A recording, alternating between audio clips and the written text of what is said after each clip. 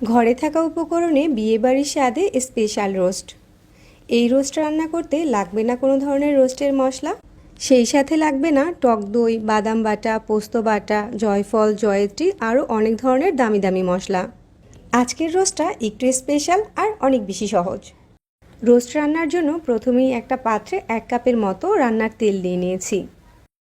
সেই সাথে দিচ্ছি 1 কাপ পেঁয়াজ।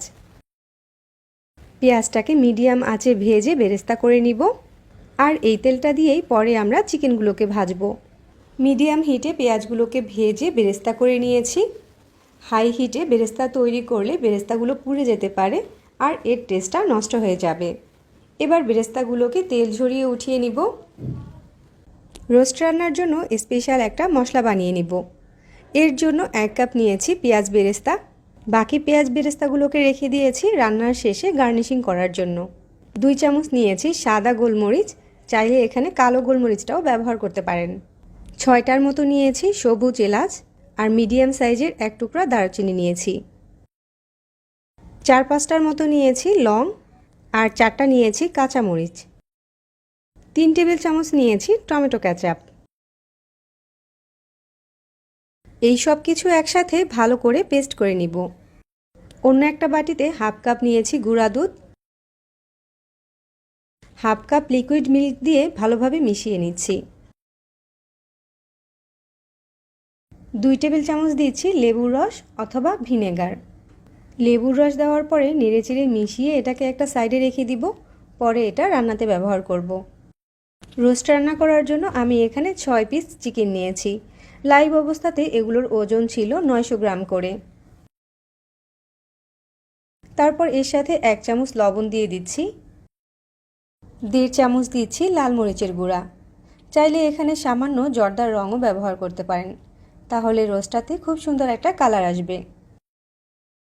লবণ আর মরিচটাকে চিকেনের সাথে মিশিয়ে নিব। এই তো ভালোভাবে মেশানো হয়ে গিয়েছে।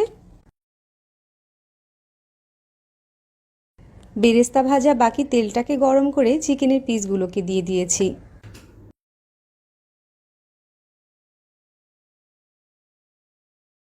এখন চিকেনের পিসগুলোকে এপাশ ওপাশ করে ভেজে নিব।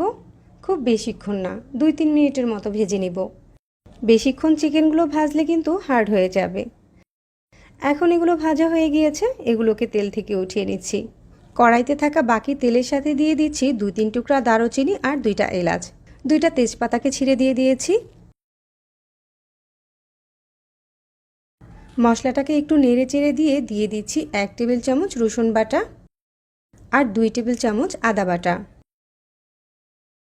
আদা আর রসুনটাকে তেলের সাথে ভালো করে ভেজে নিব।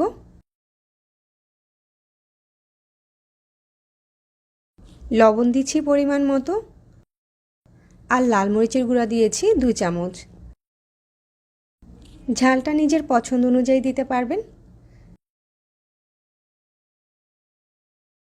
তারপর এখানে আগে থেকে যে মশলাটা তৈরি করে রেখেছিলাম সেটা দিয়ে দিচ্ছি। মশলাটাকে ভালো করে তেলের সাথে মিশিয়ে নিয়েছি। তারপর এখানে দিয়ে দিচ্ছি আগে থেকে যে লিকুইড মিল্কটা গুলিয়ে রেখেছিলাম সেটা। এখন এই সব মশলাগুলোকে একসাথে খুব ভালো করে কষিয়ে নিতে হবে, যাতে করে মশলার কাঁচা গন্ধটা চলে যায় আর তেলটা উপরে ভেসে ওঠে। তো মশলাটা ভালো করে কষানো হয়ে গিয়েছে, তেলটা উপরে চলে এসেছে। এখন এর সাথে ভেজে রাখা চিকেনগুলোকে অ্যাড করে নিচ্ছি। এখন চিকেনের সাথে মশলাটাকে আরও 2-3 মিনিটের মতো কষিয়ে নিব।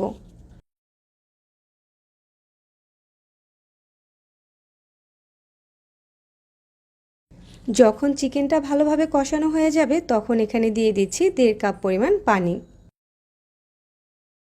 নেড়ে চেড়ে সব কিছু একসাথে মিশিয়ে দিচ্ছি। তারপর একটা ঢাকনা দিয়ে ঢেকে চিকেনটাকে রান্না করব যতক্ষণ না পর্যন্ত সিদ্ধ হয়ে যাচ্ছে। মাঝে মাঝে অবশ্যই 2-1 বার নেড়ে চেড়ে দিতে হবে।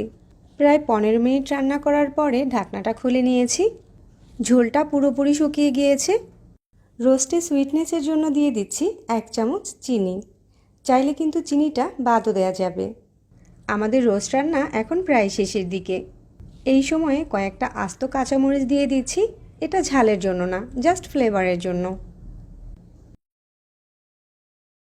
সুন্দর একটা ঘ্রাণ আসার জন্য সব শেষে দিয়ে দিচ্ছি কিছু পেঁয়াজ বেরেস্তা। রোস্টের কালারটা কিন্তু অনেক বেশি সুন্দর হয়েছে।